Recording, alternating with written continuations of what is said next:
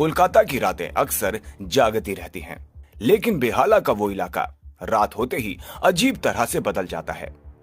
दिन में जो रास्ता सामान्य लगता है, अंधेरा पड़ने पर वही रास्ता बोझिल हो जाता है, जैसे वहां से गुजरते वक्त कोई नजरें पीछा कर रही हो। पुराने शमशान के पास से निकलते हुए लोग बेवजह तेज चलने लगते हैं।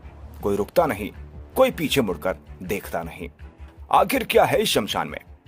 नमस्कार दोस्तों, मैं हूं आपका स्टोरी टेलर मोहित। आज मैं आपके सामने एक ऐसी कहानी लेकर के आया हूं जो आपको ये सोचने पर मजबूर कर देगी कि क्यों हमारे बड़े बुजुर्ग हमें रात के समय शमशान के आसपास से निकलने को मना करते हैं।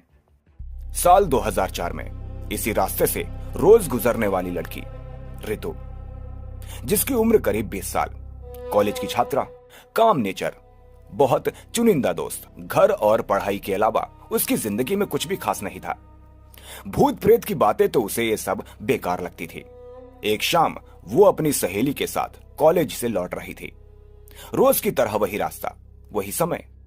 लेकिन जैसे ही वो शमशान के पास पहुंची, रितु अचानक रुक गई। उसकी आंखें सामने की टूटी दीवार पर टिक गई।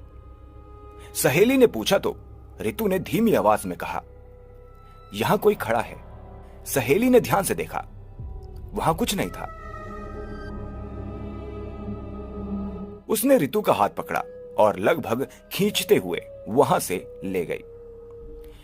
घर पहुंचने के बाद रितु चुप हो गई। उसने ना तो खाना खाया, ना किसी से बात की, बस अपने कमरे में बैठी रही।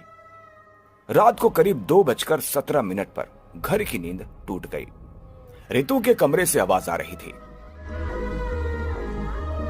जब मां कमरे में पहुंची तो रितु बिस्तर पर बैठी थी, आंखें खुली थी, बिना पलक झपकाए। वो कुछ बोल रही थी, लेकिन वो भाषा उसे नहीं आती थी। आपको यहां बता दें कि रितु ज्यादातर इंग्लिश में बात करती थी, लेकिन अभी वो जिस भाषा में बात कर रही थी वो बंगाली थी। और ये सभी लोग जानते थे कि रितु को बंगाली नहीं आती थी। रितु की आवाज भारी थी, अजनबी थी। मां ने जब नाम लिया तो रितु ने उसकी तरफ देखा और कहा, ये घर मैंने पहले भी देखा है। और ये कहकर रितु बेहोश हो गई। घर वाले रितु को लेकर डॉक्टर के पास पहुंचे।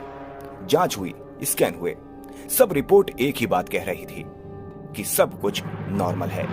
लेकिन रितु अब पहले जैसी नहीं रही। वो अपनी मां को मां नहीं कहती थी।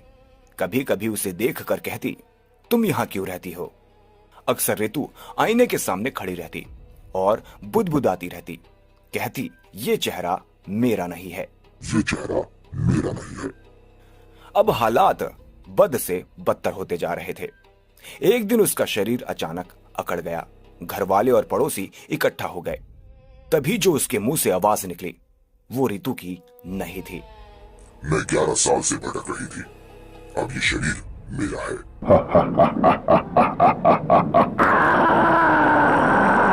पूरे कमरे में मानो सन्नाटा सा छा गया। सब समझ गए कि ये कोई साधारण बात नहीं है। फिर भी रितु के घर वाले डॉक्टर के पास पहुंचे। दिमागी डॉक्टर ने इसे मानसिक बीमारी बताया, लेकिन रितु ने अचानक ऐसी बात बोल दी जिसने सबको चुप करा दिया। उसने कहा, शमशान के पीछे जहां एक पीपल का पेड़ है जो कि झुका हुआ है, तुम वहां जाकर खुदाई करो। शमशान के पीछे जहां एक पीपल का पेड़ है जो कि झुका हुआ है, तुम वहां जाकर खुदाई करो। ये सुनकर पड़ोसी और घरवाले चौंक गए।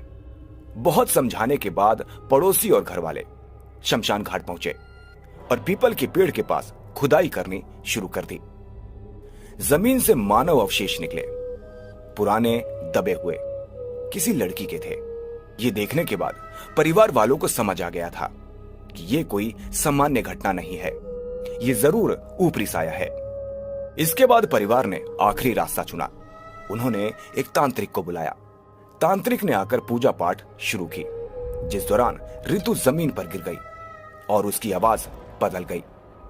वो जोर से चीखती हुई बोली, अगर मैं निकली तो ये लड़की नहीं बचेगी।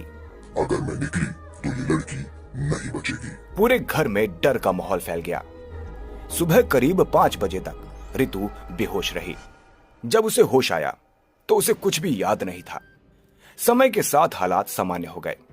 रितु की शादी हो गई, जिंदगी बाहर से ठीक लगने लगी, लेकिन सच्चाई पूरी तरह कभी वापस नहीं गई। हर रात ठीक 2:17 पर रितु की नींद अपने आप खुल जाती है। वो बिस्तर पर बैठ जाती है, आंखें खुली होती हैं, लेकिन वो किसी की तरफ नहीं देख रही होती।